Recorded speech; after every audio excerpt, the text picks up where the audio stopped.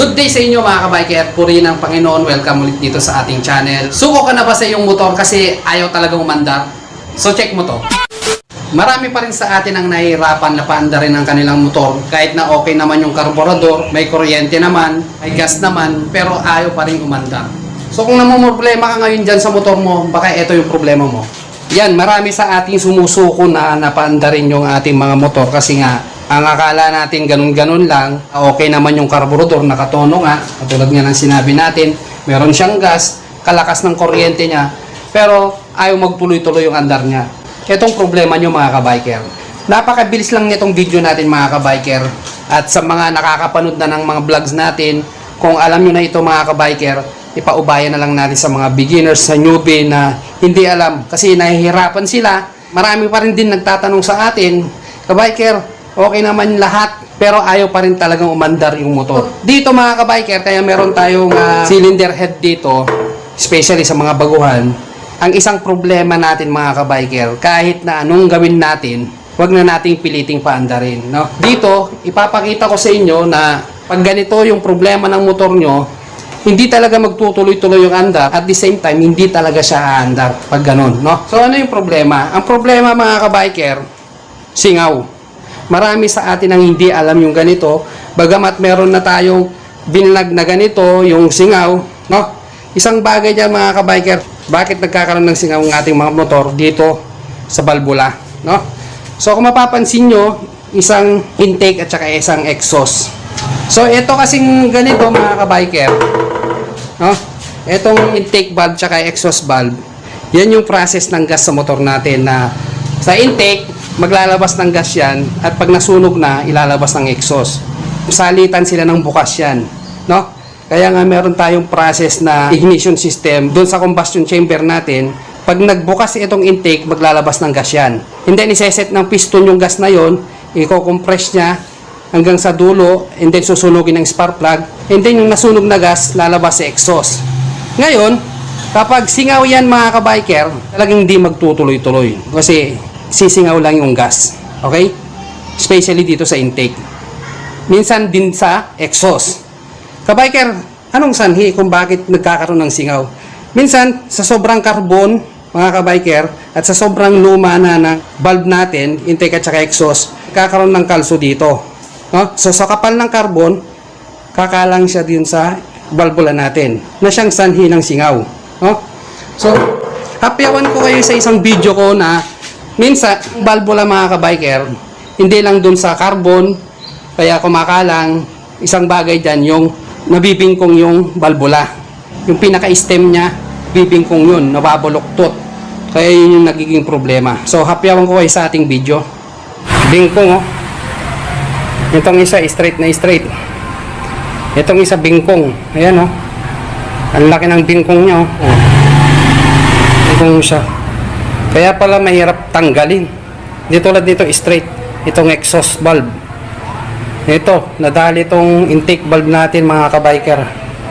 Yan mga kabiker. So nakita nyo sa video na pinakita ko yung baluktot.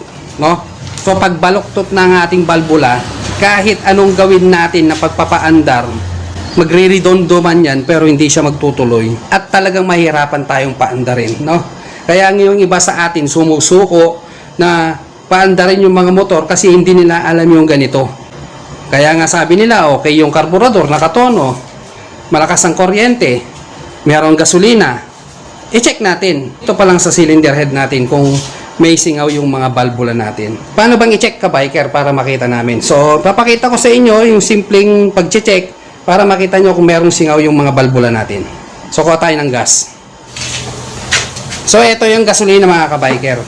Marami na sa ating mga kabiker na alam na to, pero sa pagkakataon na to, ipaubayan natin sa mga newbie. Katulad nga ng sinabi ko, mga hindi pa nakakaalam. So, paano natin ma-check? Halimbawa, ito yung intake, ito yung exhaust. Mas malaking intake kaysa exhaust. So, unahin natin sa intake. So, kargahan lang natin yung port niya. No? Kakargahan natin ng gasolina. Pag nag-moist ito sa gilid or nagbasa, may singaw.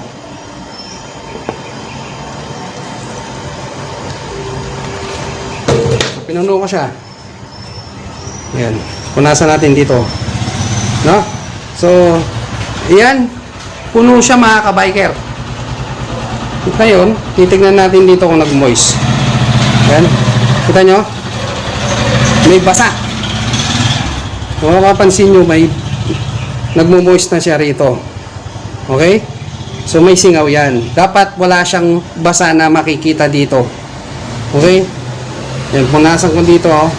Tapos, punasan ko pa ulit. Yan. Pupunasan natin. And then, hintayin natin kung nag-moist pa yan, may singaw yan. Ay, tulad yun, oh. Yan. Basa. So, tanggalin muna natin yung gas. Sa exhaust naman tayo. Ay, exhaust. Intake pala tayo. Intake. Exhaust pala yung nilagyan natin. So, dito tayo sa intake. You know? Kargaan na natin. Kargaan na natin siya. Okay. Mapapansin nyo, tumutulo siya, mga ka-biker. So, meron sigurong carbon sa loob. Kaya, makikita natin, basang-basa yan, tumutulo. May kalang yan. Okay?